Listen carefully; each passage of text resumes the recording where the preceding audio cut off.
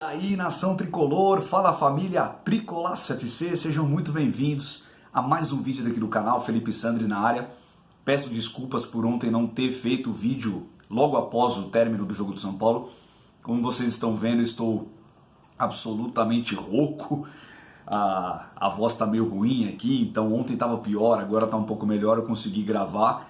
Mas, para a gente falar aí da última rodada do Campeonato Brasileiro, o Campeonato Brasileiro 2019 que não vai deixar saudade em muita gente, né? A não ser para os flamenguistas, obviamente.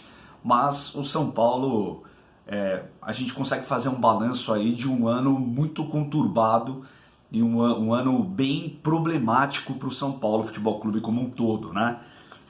Disputamos sim, depois de anos, uma final de Campeonato Paulista, mas perdemos uma final que tínhamos enormes chances de conseguir ganhar, né? O Corinthians, que não jogou um bom futebol durante toda a temporada também, e a gente tinha a possibilidade de vencer, né, um dos nossos maiores rivais aqui, né, do estado de São Paulo, e a gente acabou perdendo aquela final. Caímos nas oitavas de final da Copa do Brasil diante de um Bahia que a gente não conseguiu fazer um gol sequer nos dois jogos do confronto das oitavas. Caímos na primeira fase para o Tajeres, jogando um futebol pífio, né? Um futebol vergonhoso, uma apatia colossal do time do São Paulo. E fizemos um Campeonato Brasileiro muito altos e baixos, né? Em nenhum momento a gente conseguiu engrenar.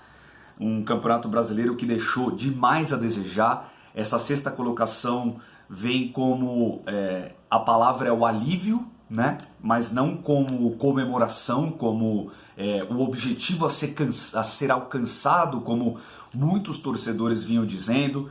Na verdade, eu entendo esses torcedores que dizem, né, que o objetivo foi alcançado perante a uma situação onde não tinha mais nenhuma possibilidade de título e a obrigação foi alcançada. Eu entendo dessa maneira, a obrigação de você conquistar uma vaga direta para a fase de grupos da Libertadores do ano que vem, com investimento feito, com os jogadores que o São Paulo contratou e pelo peso desta camisa, a obrigação seria essa vaga direta na fase de grupos da Libertadores, e o São Paulo conseguiu a duras penas, vale ressaltar, a duras penas, mas acabou conseguindo. Falando um pouco do jogo de ontem, né? São Paulo venceu 2-1 o CSA, o Fernando Diniz levou só a molecada da base e isso eu achei uma atitude dele muito acertada. O São Paulo já estava classificado, seria aquele jogo de sono, né? Principalmente se tratando desses jogadores da maioria ali do time titular, sem alma, sem vontade, sem espírito de garra, sem competitividade, né? Mesmo que na última rodada não valeria nada, você veste essa camisa e cada jogo que você entra você tem que dar o seu sangue, você tem que dar o seu melhor.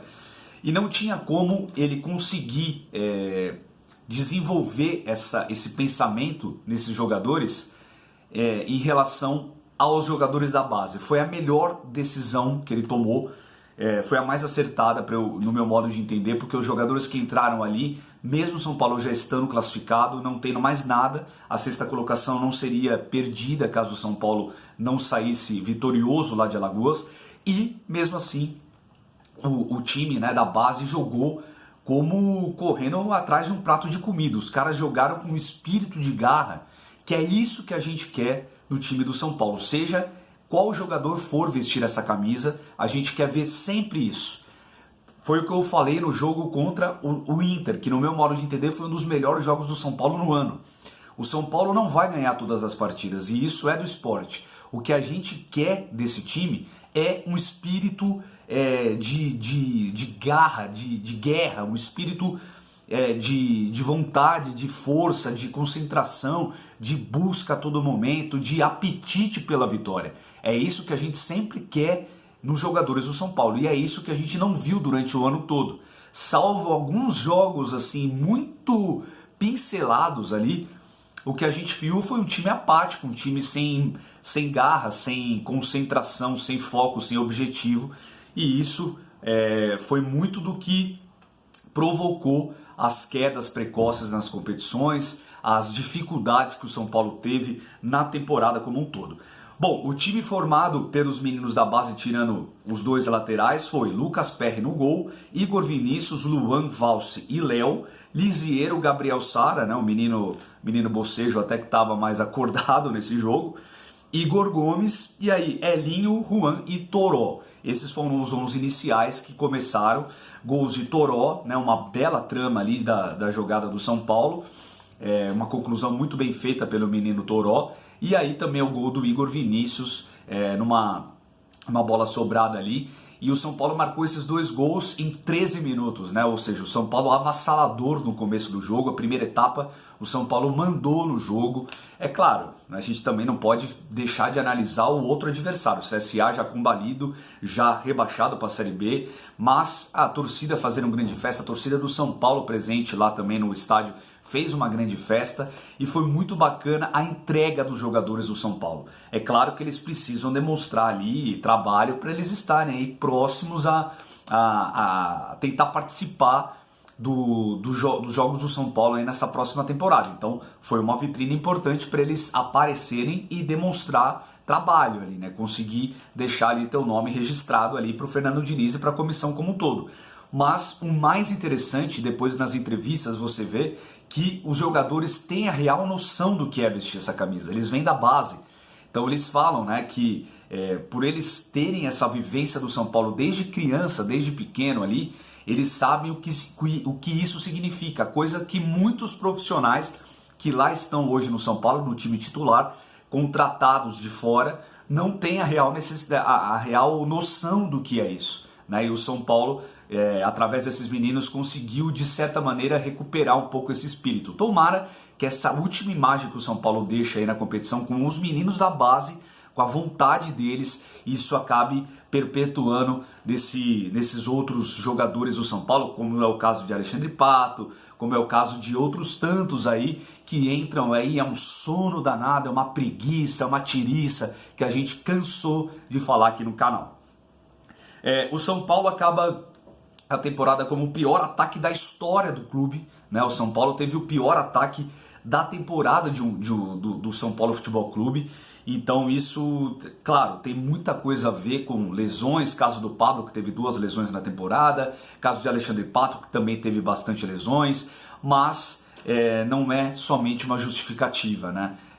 Eles, quando estavam em campo, eles não corresponderam à altura, não corresponderam da forma que a gente imaginava, né? Então o São Paulo precisa, esse é um ponto crucial para a próxima temporada. O Fernando Diniz precisa sim, principalmente se tratando de Libertadores, precisa sim ter um poder de fogo maior. O time ali precisa ter jogadores decisivos ali na frente, não dá mais para colocar apostas, Calazans, esse tipo de jogador não cabe mais no São Paulo. Chega de errar no planejamento, a gente precisa agora acertar, aparar as arestas que ficaram aí desse planejamento, desse elenco, mandar embora esses jogadores que não tem mais espaço, trazer jogadores pontuais e jogadores que vestem a camisa e resolvem.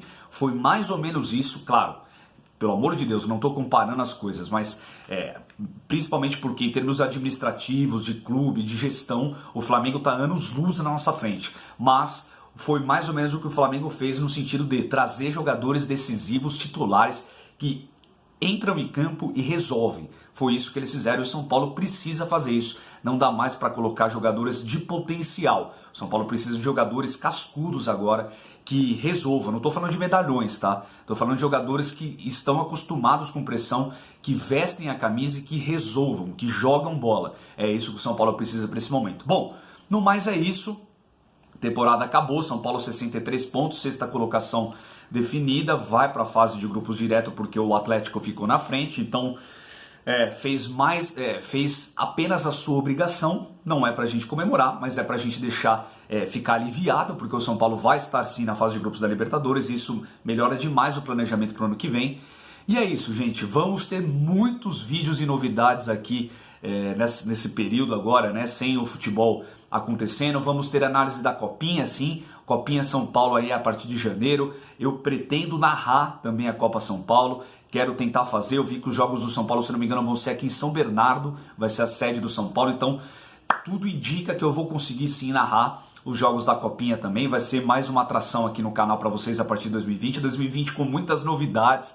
A gente vai ter o FIFA também, FIFA ou PES, provavelmente o PES, né? A gente vai ter o PES 2020 também, como muitos aí deixaram, né, a sua opinião na publicação que eu fiz. Muitos aprovaram a ideia da gente fazer um quadro com o PES, né, com carreira ou qualquer outro modo aí do PES, pegando o São Paulo e quem sabe levando o São Paulo a um título mundial. Que saudade, né? Tomara que do virtual a gente consiga também ir para a realidade. E também outros inúmeros quadros aí que eu tô bolando a partir do ano de 2020 com muita novidade e sempre você acompanhando aqui com a gente a transmissão, principalmente dos jogos, né? A transmissão mais tricolor da web, e você comigo aqui é sempre muito bem-vindo e tem muito espaço aqui pra gente sempre debater. Lembrando, o Sandri Responde, o quadro, o último dessa temporada vai ter agora na sexta-feira e depois a gente retoma a partir de 2020. Gente, é isso. Obrigado pela audiência. Curta, compartilhe, comente e a gente tá junto aí, tá? Então sexta-feira tem quadro Sandri Responde e 2020 de muitas novidades. Tamo junto, grande abraço, vamos São Paulo!